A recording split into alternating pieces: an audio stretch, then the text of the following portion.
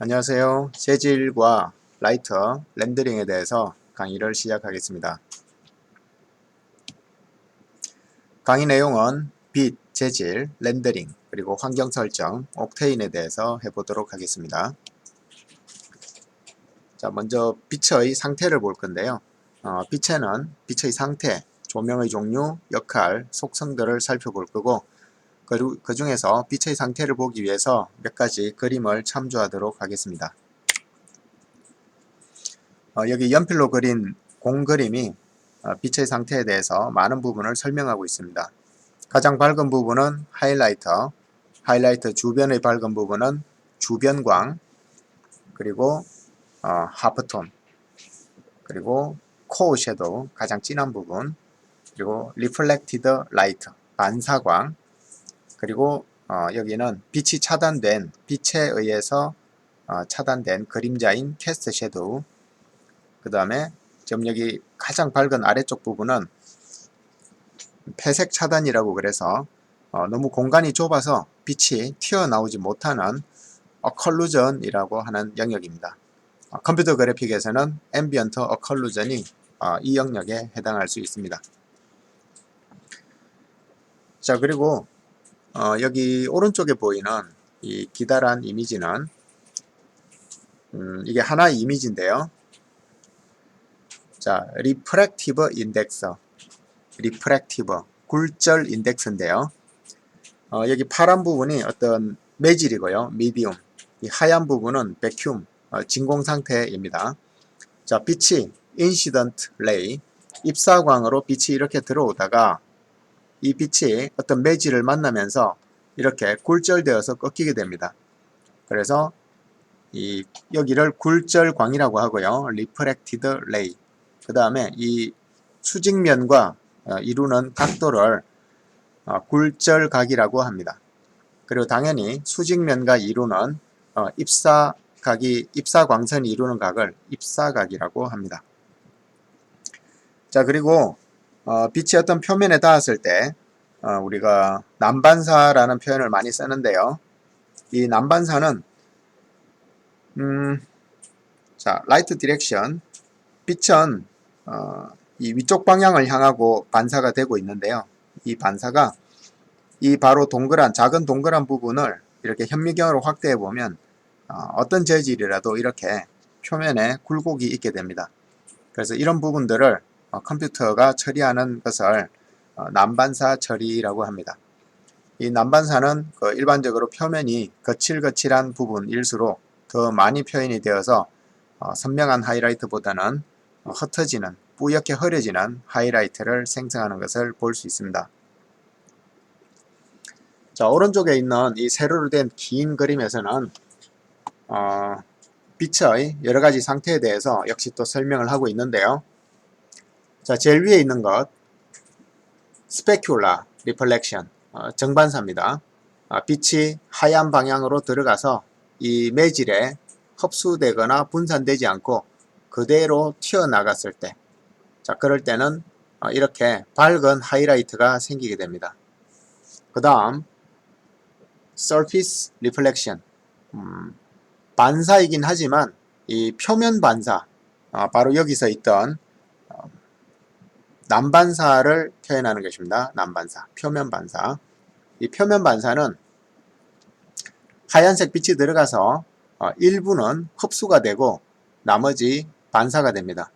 그래서 이 원래 하얀색 빛에는 빨주노초, 파남보 이런 모든 성분이 포함되어 있는데 그 중에서 이 재질이 가지고 있는 그 고유의 흡수광을 흡수하고 나머지를 뱉어내는데 그 뱉어내는 색이 우리 눈에 보이게 됩니다. 바로 그 색을 우리가 컬러라고 합니다. 예를 들면 지금 이 그림에서는 주황색이 우리 눈에 보이는데 주황색 파장을 제외한 나머지 파장들이 이 물질로 흡수되어서 없어졌기 때문입니다. 자, 그 다음 Subsurface Reflection, 이 부분은 표면 아래쪽에서 빛이 분산되는 상황인데요. Subsurface, 마이크로페이스라고도 하고요. 자, 이 부분은 빛이 들어가서 반사가 되기보다는 대부분이 흡수가 되는데 지금 여기 매질에 4개의 층이 있죠. 첫 번째 층에서 가장 많은 흡수, 빛을 머금고 있죠. 두 번째 층에서 좀 더 머금고 있고요. 세 번째 층에도 조금 침투가 되어 있지만 네 번째 층은 없죠. 그래서 마치 양초나 이런 것처럼 외부의 빛을 매질이 머금고 있는 이런 형태가 됩니다. 보통 SSS라는 용어를 써서 컴퓨터 그래픽에서는 표현을 합니다. 자, 그 다음에 여기 아래쪽에 있는 것은 콤비네이션이죠. 위에 있는 3개의 상태, 반사의 상태와 정반사죠. 난반사의 상태, 정반사, 난반사, 그리고 표면 아래 분산, 스캐터링이라고 하는데요. 이 세 가지가 다 혼합되는 것이 일반적인 재질의 특성입니다. 그래서 이걸 분리해보면 빛의 상태는 정반사 상태, 난반사 상태, 표면 아래 분산 이런 상태를 볼 수가 있습니다.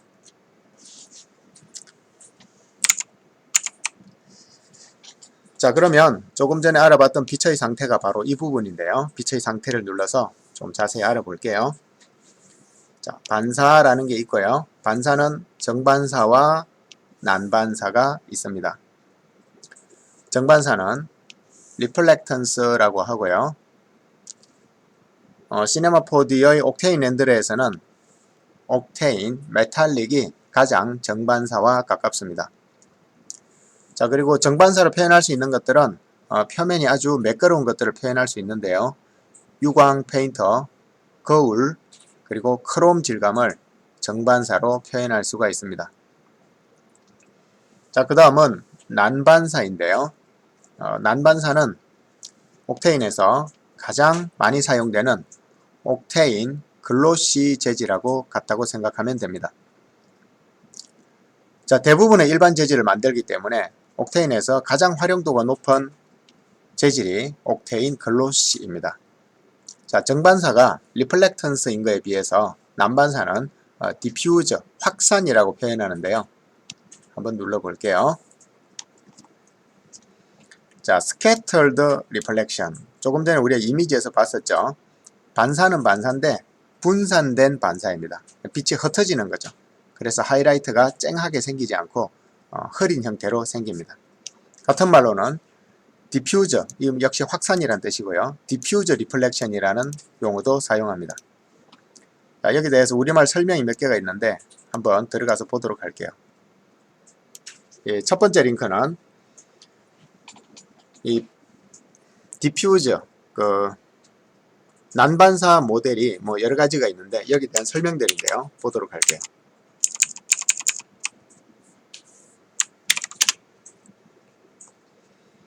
자, 재질을 표현하는 BRDF, 우리가 가장 많이 사용할 거고요. BTDF, BSDF 이런 것들이 있는데 우리가 여기서 알아야 될 것은 이런 BRDF, BTDF, BSDF 이런 것들보다는 그냥 여기 있는 그림으로 이해를 하면 됩니다. 자, 스페큘러, 정반사라서 들어온 빛이 그대로 튕겨나갑니다. 동그란 빛이 들어왔으면 선명하게 동그라미 하이라이트가 생깁니다. 자, 그 다음에 디퓨저를 볼게요. 디퓨저는 확산광이라 빛이 들어와서 표면이 현미경으로 보면 울퉁불퉁하다고 그랬죠. 그래서 동그랗게 나가지 않고 여러 방향으로 흩어져서 그냥 평평하게 밝은 부분을 이룹니다. 스페큘러가 동그란 하이라이트를 만들었다면 디퓨저는 하이라이트가 눈에 보이지 않습니다. 자, 그 다음에 스프레드. 이 스프레드는 일정한 방향을 가지고 있습니다. 입사각으로부터 들어온 빛이 일정한 방향성을 가지고 입사각의 반대 방향으로 대부분의 빛이 나가지만 그 중에 일부가 흩어져서 스프레드, 흩어지는 것입니다. 여기서는 선명한 하이라이트는 아니지만 경계선이 약간 흐린 하이라이트 정도를 가질 수가 있습니다. 자, 다음. 자, 그 밑에 BRDF와 프레넬에 관한 우리말 설명도 한번 볼게요.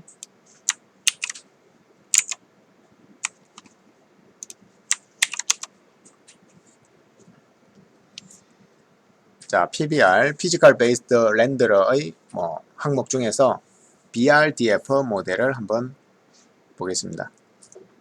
자, BRDF는 BRDF, BTDF, BSDF, 그 다음에 BSSRDF 이렇게 여러 가지 종류들이 있는데요. 자, 이것들을 다 합쳐서 그냥 B와 DF는 공통이니까 BXDF라고 하는데, 자, 우리는 여기서도 역시 BRDF와 그 다음에 프레넬에 대해서 한번 알아볼게요.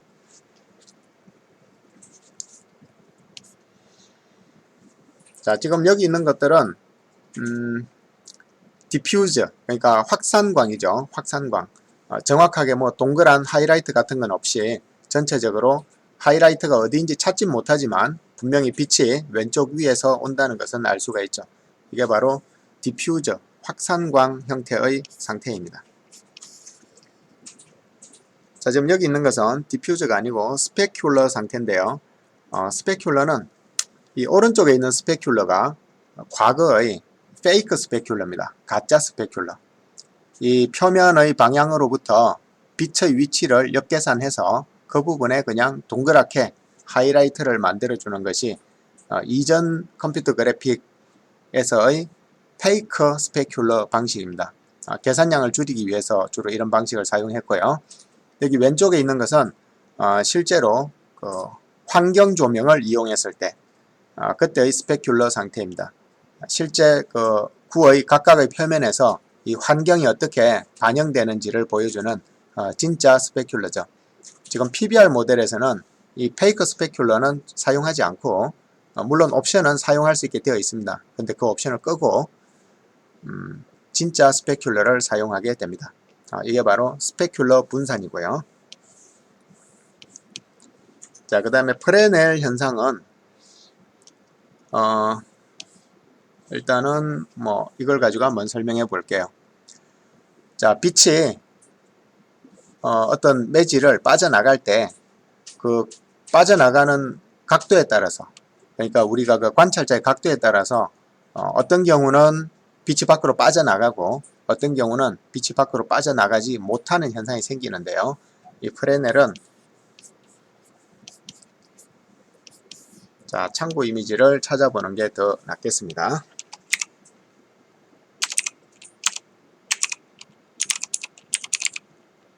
자, 프레넬 이펙트 이미지 검색을 하면 나올 것 같고요. 이런 컴퓨터 그래픽보다는 실제 환경을 보는 게 낫겠네요. 자, 여기에 좋은 사례가 있는데 우리가 생활 속에서 흔히 볼 수 있는 일인데요. 자, 여기 한 장의 풍경 사진이 있는데 그 풍경 사진에 크게 나누어서 세 개의 상태가 존재합니다. 이 가까이 있는 물은 물 속이 다 보이죠. 그래서 투과된 상태입니다. 빛이 굴절돼서 투과된 상태, 가까이 있는 물. 자, 그 다음에 중간의 물, 여기는 바닥도 일부 보이고요. 저 뒤에 있는 하늘도 일부 보입니다. 여기 푸른색이 약간 보이죠. 여기 산도 배경이 비치는 것을 볼 수 있습니다. 근데 가까이 있는 물체에서는, 가까이 있는 곳에서는 리플렉션, 반사보다는 리프렉션, 굴절 위주로 보이기 때문에 속이 투과되어 보이고, 멀어질수록 반반 섞여 보이고, 더 많이 멀어지면 물속은 보이지 않고 풍경만 반사되게 되죠. 이게 바로 프레넬 효과입니다. 자, 풍경에서도 저런 것을 볼 수 있지만 풍경 이외에도 일반 공 같은 모양에서도 볼 수가 있는데요.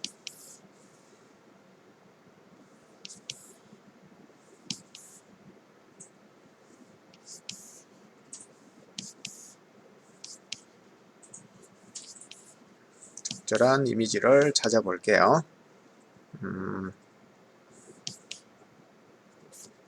제일 위에서 한번 찾아볼게요.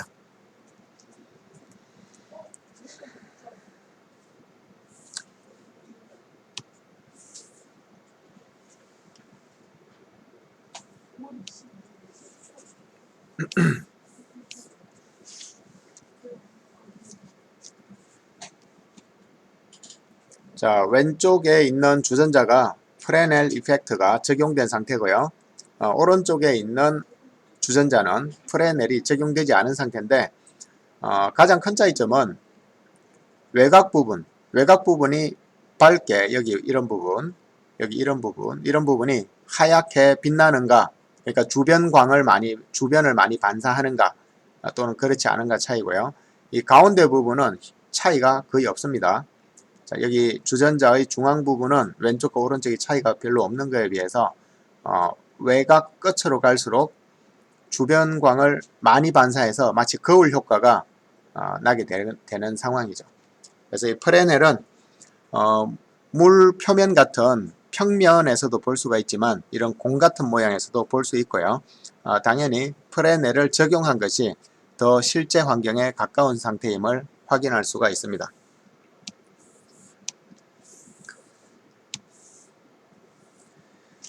자, 그래서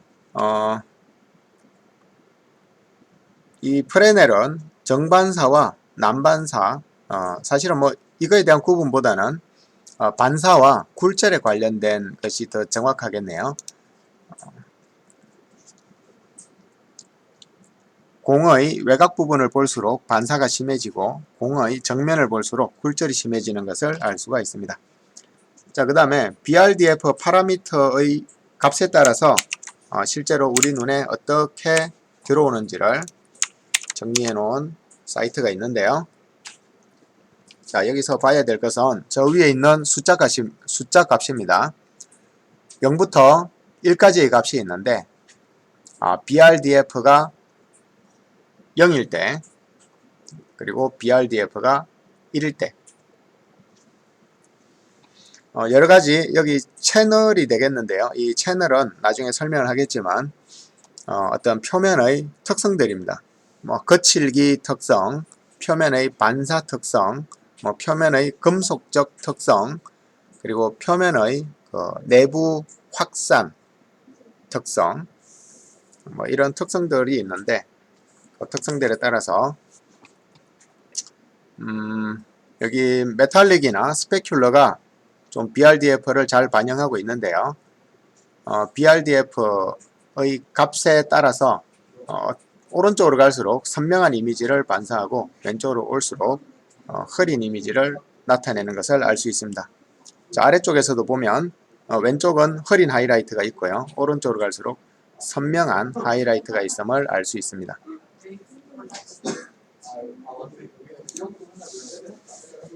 자, BRDF 파라미터에 따라서 그것이 어떻게 보이는가 자, 확인해 봤고요. 그게 바로 반사에 관련된 것들이고, 자, 그 다음에 흡수에 관련된 것 한번 볼게요.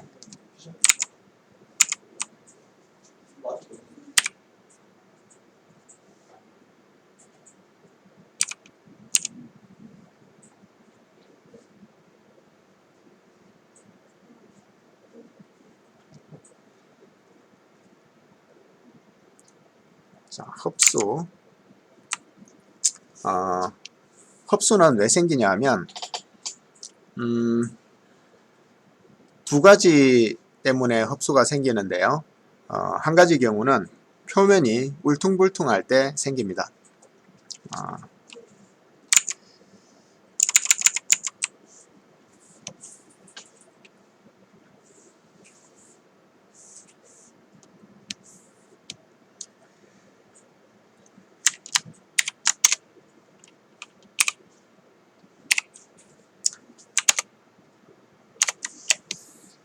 자, 어떤 물체의 표면이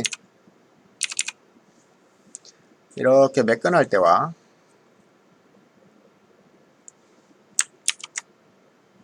진하게 그릴게요. 자, 이렇게 매끄러울 때와 또 살짝 울퉁불퉁할 때와 또 많이 울퉁불퉁할 때와 더 심하면 자, 이렇게 울퉁불퉁할 때도 있을 거예요. 물체의 표면이. 자, 이럴 때 각각은 동그란 하이라이트의 빛이 들어가면 거의 정반사 위주로 되어서 동그란 하이라이트가 그대로 생기게 되고요. 자, 여기서는 동그란 하이라이트가 들어가면 나갈 때 약간씩 삐뚤어지겠죠. 그래서 이렇게 이런 식으로 갈 거예요. 그래서 동그랗지만 약간 뿌연 이런 하이라이트가 생길 거고요. 자, 표면이 이렇게 되어 있으면 동그란 하이라이트의 빛이 들어갔지만 서로 너무 다른 방향으로 튀어나가기 때문에 하이라이트 자체가 거의 발견하기 힘든 수준으로 되고요. 자, 이렇게 되었을 때는 빛이 들어갔는데요. 여기를 크게 확대해 보면 실제로 확대를 해 볼게요.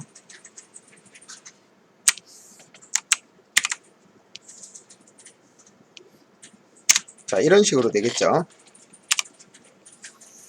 자, 이렇게 확대가 되겠죠. 그럼 빛이 들어가서 뭐 어떤 빛은 운 좋아서 빠져나갈 테고요.